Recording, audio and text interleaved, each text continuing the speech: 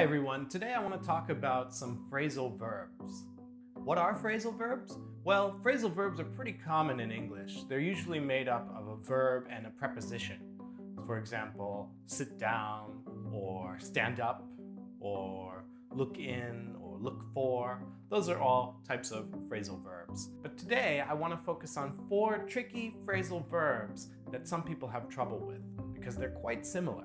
Hand in, hand out, hand over, and hand off. So as you can see, all of these words use the word hand plus a different preposition. Now just because they have the word hand in them doesn't mean they have the same meaning. They're all slightly different, and I'm going to try my best to explain the differences to you. So let's start with hand in. Now when we use hand in, we usually use it in the case where we're giving something to somebody in a higher position than us, something that they might be expecting from us. So, for example, your boss might be waiting for a report or a document, or your teacher might be expecting a book report or a homework assignment. We would hand in the homework assignment. You would hand in the sales report to your boss. Even in an organization or a military or something like that, you might have to hand in some assignments or paperwork that someone in a higher position is expecting from you. So let's try some example sentences for hand in. Please hand in your test when you are finished. So this might be a case where a teacher or a professor is expecting a test to be given to him after the student is finished. Please hand in your test. I need to hand in my sales report by Friday or my boss won't be happy. So in many companies, you might have a supervisor or a manager who's expecting to get reports from his team or people that work under him. Those people have to hand in those reports. This is a good example of using hand in the workplace. So hand in is a pretty common phrasal verb that we use, especially in workplace situations or in school situations. Now let's look at hand out. Now we use hand out in the same way as distribute, giving out promotional materials or documents for a presentation. Before a presentation, someone might hand out some documents to help you follow along with the presentation. On the street, you might see somebody handing out free samples for advertising. In front of a coffee shop, they might be handing out free iced coffee on a hot summer day. If you go to the supermarket, they might have free samples of food that you can try. Let's try some example sentences with hand out. After I hand out these documents, I'll begin the presentation. This is a pretty normal way of using hand out in an office situation. The woman at the supermarket was handing out free samples of chocolate cake. Let's move on to hand over.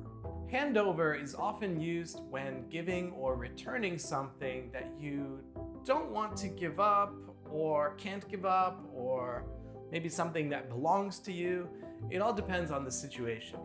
Some examples of that might be if a thief has stolen some money or something from a shop or a bank, then the police might catch him and ask him to hand over the money or hand over the stolen goods. Teachers will often ask students to hand over a cell phone. Maybe they're playing a game on it in class. Even parents might ask their kids to hand something over that they're not supposed to be playing with or shouldn't have. So an important point here is that there is a little bit of resistance. Maybe you don't want to give up this thing, so you have to hand it over. Let's look at some examples for hand over. After the bank robber handed over the stolen money, the police took him to jail. So in this case, the money is being handed over to the police. The teacher told me to hand my cell phone over because I was texting in class. So the last phrasal verb I want to go over is hand off. Hand off is usually used when passing something to someone. It's often used in sports or in kind of quiet or discreet situations. Hand off is probably the least used of these 4 phrasal verbs, but it is used sometimes. So let's go over some situations that you might use it in. I mentioned sports. So for example, in American football, players hand off the ball to a quarterback, or the quarterback might hand off the ball to a player to run the ball down the field. This is also handing off. This is a special situation for American football.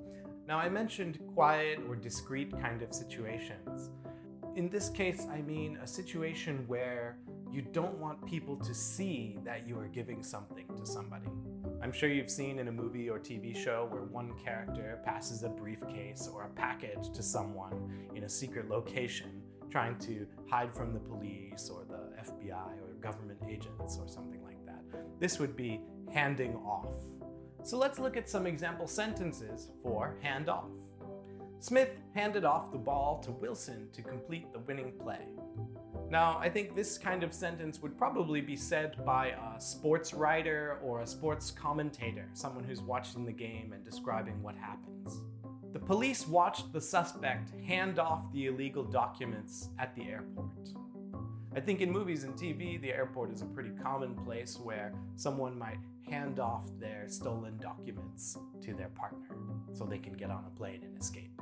So be careful with those 4 phrasal verbs. I know they're quite similar and they all have the word hand in them, but there are slight differences between them.